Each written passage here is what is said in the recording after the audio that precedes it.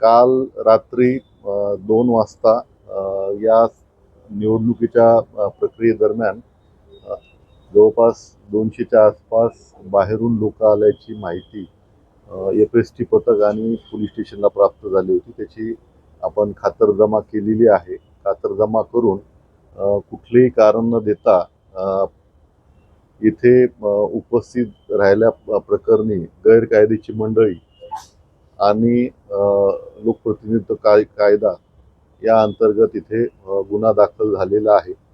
संबंधित जे एकंदरीत बाहेरून आलेल्या व्यक्ती होत्या त्या 174 असल्याचं निष्पन्न झालेलं आहे.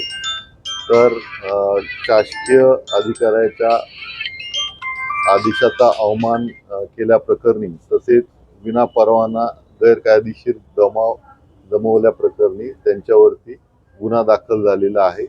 संबंधित प्रकरणी सर्व जे आरोपी होते त्यांना नोटीस देऊन त्यांना सोडण्यात आलेलं आहे.